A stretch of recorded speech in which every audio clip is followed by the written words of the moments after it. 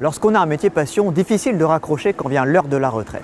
La passion d'Émile Cannevette, c'est les voitures, la carrosserie surtout, la restauration de véhicules anciens. Après 42 ans au travail dans son garage, il en redemande encore. Encore un peu de temps pour peaufiner ses vieilles voitures.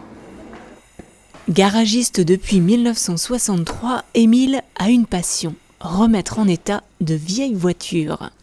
Tout jeune, il n'a pas hésité, son métier, ce sera carrossier. J'aimais bien tout ce qui est mécanique. Mes parents voulaient que je sois chauffagiste. Et entre-temps, j'ai trouvé mon apprentissage.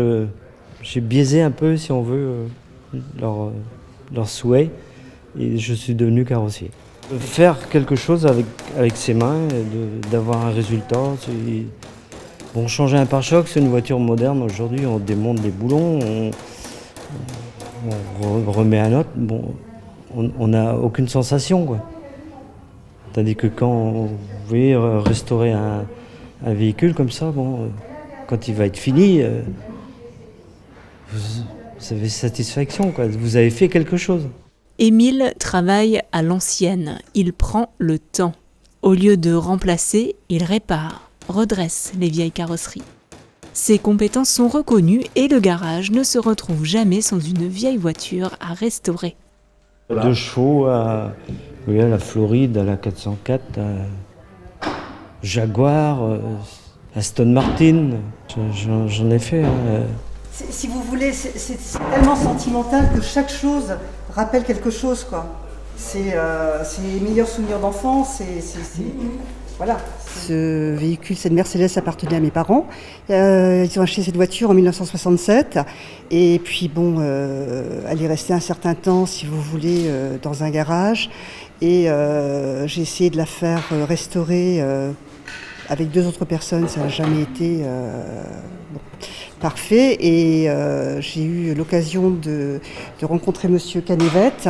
Et donc depuis, écoutez, voilà le résultat. La voiture prend forme. Elle est magnifique et ça me fait vraiment beaucoup plaisir. C'est un plaisir de retrouver les voitures, de voir ce qu'on a fait, de voir l'évolution et puis de les retrouver après sur des concentrations, sur des magazines, sur Internet aussi. On arrive à retrouver certains véhicules, quoi. Et le bouche à oreille, c'est ce qui... Donc on en fait une et puis on en récupère 4 derrière. C'est gratifiant.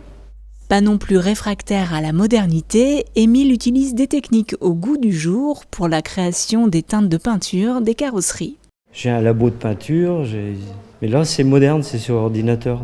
Mais non, c'est passionnant de fabriquer une teinte. Il y a des fois c'est des teintes maison, fait maison. Comme mes dépanneuses là, il n'y a rien d'origine en peinture. C'est moi qui a fabriqué les couleurs.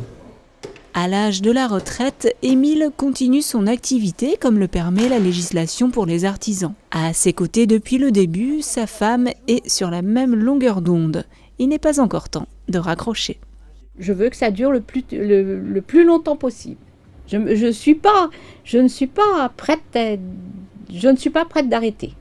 Et je ne me sens pas de l'âme de retraité encore. Moi j'aime bien ce que je fais et puis passer son poids lourd à 63 ans, si c'était pour arrêter à 65, ça valait pas le coup.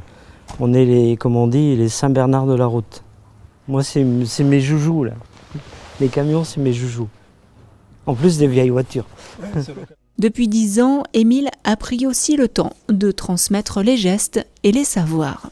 Trouver quelqu'un qui sache débosseler une tôle avec un marteau et un tas, c'est pas évident au jour d'aujourd'hui.